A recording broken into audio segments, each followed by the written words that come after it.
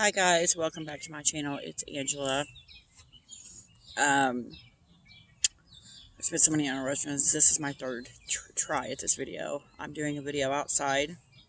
It was really hot earlier, but it's since cooled down a little bit. Um, I tried it on my computer. It died in the middle of the video, even though it said I had an hour left on it. Craziness. So you might hear traffic going by or people yelling or talking, but I really felt the need to do it in my spot that I have my meditations and stuff outside. But this is chapter 4 of Memoirs of a Birth Mother by me.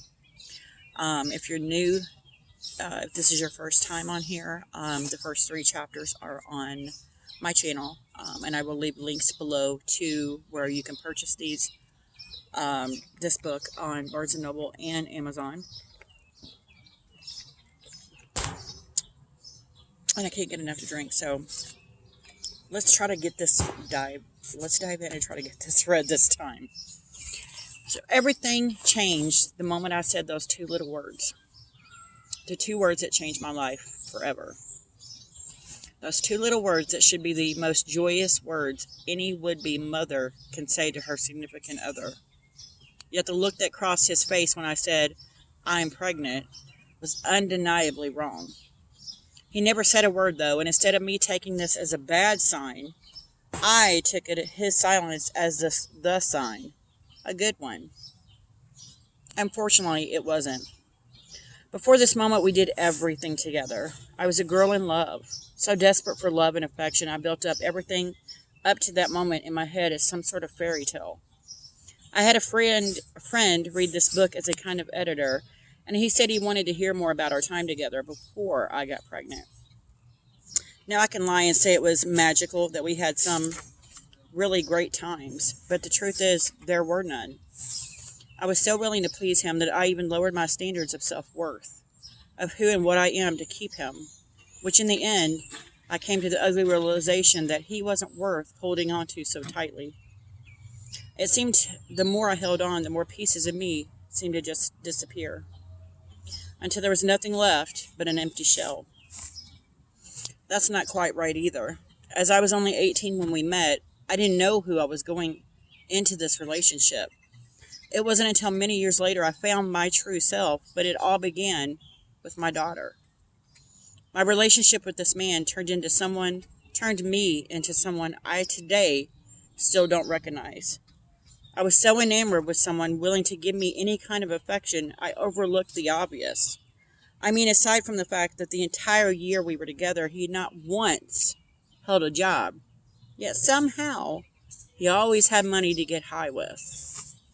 How, I ask you?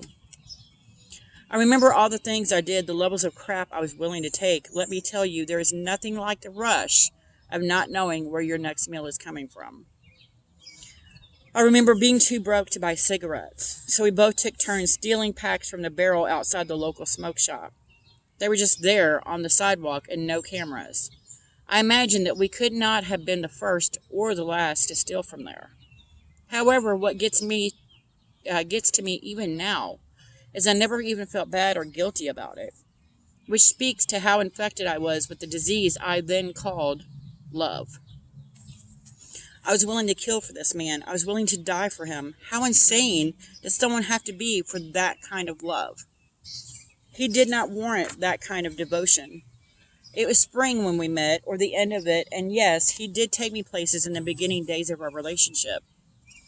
I also remember a 4th of July parade that seemed like St. Patty's Day, since the parade was made up of mostly of Irish floats and drunken Irishmen singing as they tossed out green beads and candy from the parade. There was a carnival afterward, and I remember riding a ride, much like a Ferris wheel, and as we sat at the top bucket, laughing hysterically, watching the sun set over the horizon, I thought, I love this man. Then there was the sex. For an almost completely inexperienced girl, I thought it was the best. There was an element of danger as we used to do it in very public places. I gotta say, it was a turn-on. Public bathrooms, outside in broad daylight, behind the public library, in swimming pools and hot tubs, and once in a tent in the back of a cemetery in the pouring rain. It was hot, hot, hot. There was passion, but not the kind you get when you love someone, and my naive little brain just chalked it all up to love.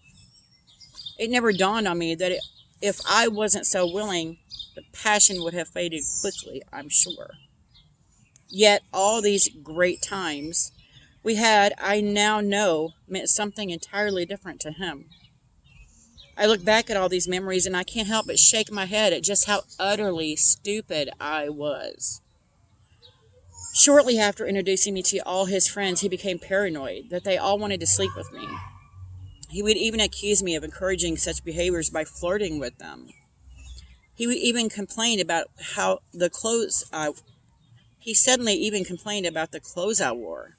Suddenly, according to him, I was dressing like a whore and giving all his friends come-hither glances when he wasn't looking.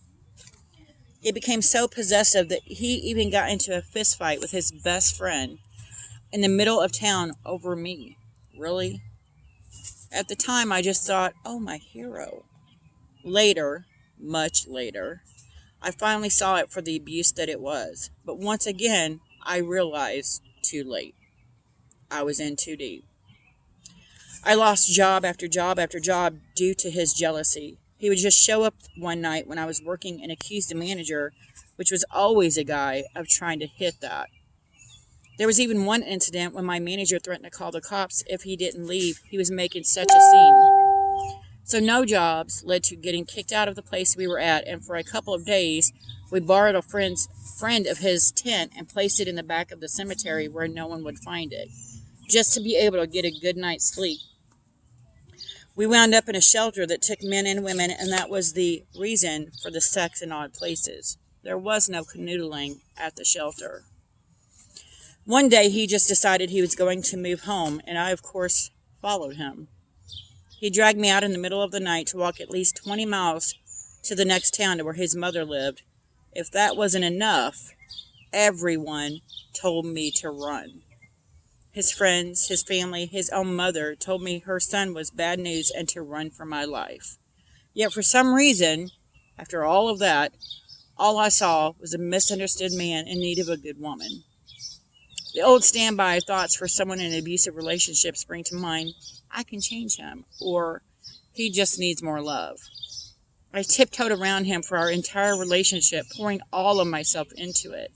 If only I could love him more, I would never lose him and be alone again. These were my thoughts daily. I never really understood how exhausting it was until I was out of it, but we are not there yet. The day I said those two little words changed everything, emotionally and physically. Who knew the words, "I'm pregnant," could be so powerful? And it wasn't even an immediate change either. It was one of those changes that happen so subtly, you don't even see that the dynamic has changed until that first slap. The slap that fills you with such shock and confusion, you don't know what to do or where to turn. The slap that leaves you feeling as if you have done something to deserve it.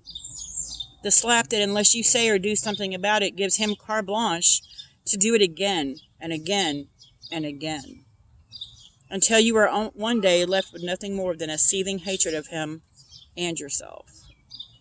That, unfortunately, is not love. It is just another form of his twisted game where you just became his favorite punching bag.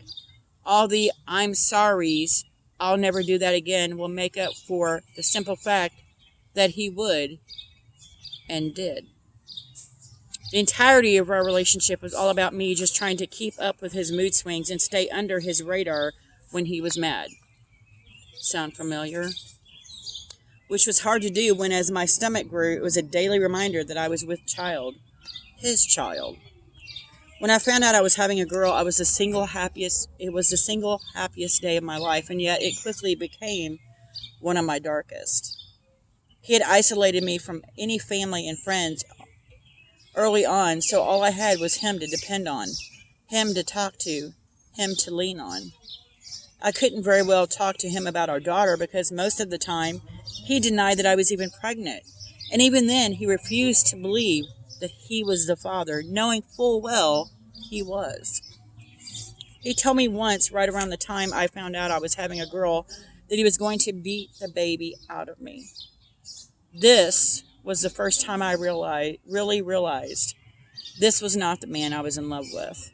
This is Dr. Jekyll and Mr. Hyde switcheroo, and Dr. Jekyll was never coming back. He had been erased. There was only the monster now that tormented me daily. He became the bane of my existence. This moment became the beginning and the end of us. That was chapter 4. If you like this video, give me a thumbs up. If you want to see more videos, please subscribe, and don't forget to hit the notification button so you are notified of any future videos. And please check out the first 3 chapters on my channel. Comments are welcome. And you guys have a great night. Bye.